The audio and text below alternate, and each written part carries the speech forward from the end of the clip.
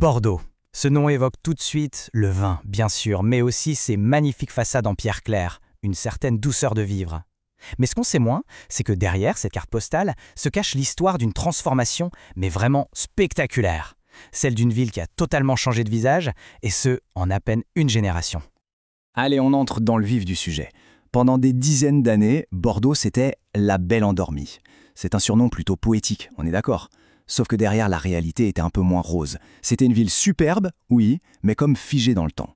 Ses quais, des parkings. Ses façades, toutes noires de pollution. Bref, l'image d'Épinal était un peu écornée. Et pourtant, aujourd'hui, cette fameuse endormie est méconnaissable. Rien que son cœur historique, c'est 1810 hectares. C'est la superficie du fameux port de la Lune qui est inscrite au patrimoine mondial de l'UNESCO. Et ça en fait tout simplement le plus grand ensemble urbain protégé au monde. Le décalage avec son ancien surnom est juste incroyable. Et évidemment, un tel trésor, ça ne passe pas inaperçu.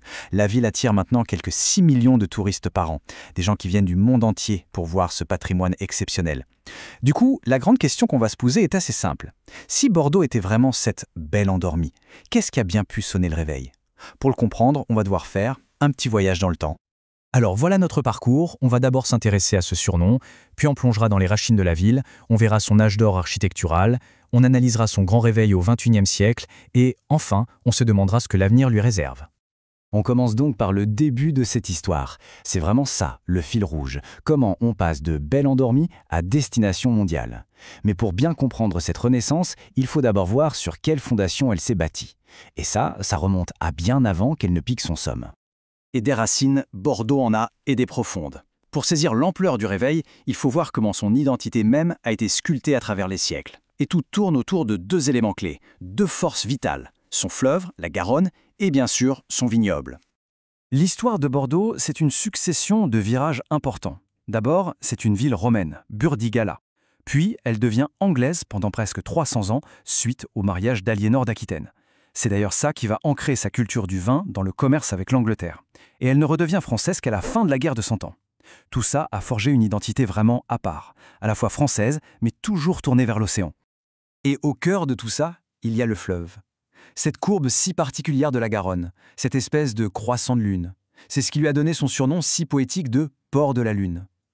Ce n'est pas juste un détail géographique, c'est le cœur battant de la ville, celui qui a façonné son développement et son commerce depuis l'Antiquité. On arrive maintenant à une période clé, celle qui a littéralement sculpté le visage de Bordeaux qu'on admire aujourd'hui. Le XVIIIe siècle, ce n'est pas juste une bonne période pour la ville, non, c'est un véritable âge d'or. C'est là que la cité médiévale va se transformer en un bijou d'architecture classique. Et le point de départ, c'est ça. Au XVIIIe siècle, Bordeaux devient tout simplement le plus grand port de France, une plaque tournante du commerce mondial de l'époque. La question c'est, d'où venait toute cette richesse? Alors comment cette fortune s'est-elle construite? C'est une sorte d'enchaînement. La ville s'enrichit énormément grâce au commerce avec les colonies, ce qui inclut le commerce triangulaire, et bien sûr grâce aux exportations de vin qui explosent. Toute cette richesse a permis de financer une transformation urbaine absolument inédite, dirigée par des intendants visionnaires comme un certain Tourny. Et le résultat, eh bien, le voilà, gravé dans la pierre. L'argent de l'époque a servi à construire ces merveilles, la place de la Bourse, qui s'ouvre comme une scène de théâtre sur le fleuve, le Grand Théâtre, et puis toutes ces façades en pierre blonde qui donnent son unité et son élégance à la ville. C'est tout ça qui justifie aujourd'hui son classement à l'UNESCO. Après cet âge d'or, la ville s'est donc un peu endormie sur ses lauriers, jusqu'à devenir notre fameuse Belle Endormie. Allez, on fait un grand saut de 2 siècles et on arrive à sa renaissance. C'est l'heure du grand réveil, une transformation moderne qui est au moins aussi profonde que celle du XVIIIe siècle. Et là, la métamorphose est juste bluffante. Il y a vraiment un avant et un après.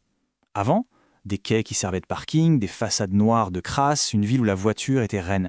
Après, des quais qui sont devenus des lieux de promenade incroyables, la pierre blonde qui a retrouvé sa couleur et un tramway moderne qui a tout changé. La ville a littéralement changé de visage. Et l'effet de ces travaux a été direct et quantifiable, surtout sur le tourisme. Le nombre de visiteurs a plus que doublé, passant d'environ 2,5 millions à plus de 6 millions par an. C'est bien la preuve que cette rénovation a non seulement changé la vie des Bordelais, mais a aussi mis la ville sur la carte du tourisme mondial.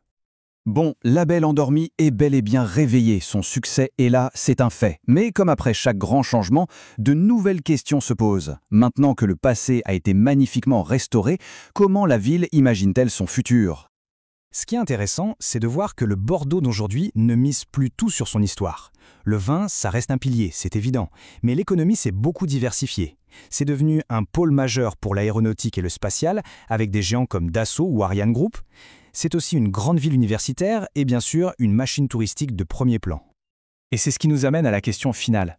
L'histoire du réveil de Bordeaux, c'est une formidable réussite, mais elle ne fait qu'ouvrir un nouveau chapitre. Et le défi est de taille. Comment on fait pour continuer à se développer, à innover, sans pour autant perdre ce qui fait l'âme de la ville, cet héritage unique gravé dans la pierre? C'est ça le vrai enjeu pour le futur de Bordeaux.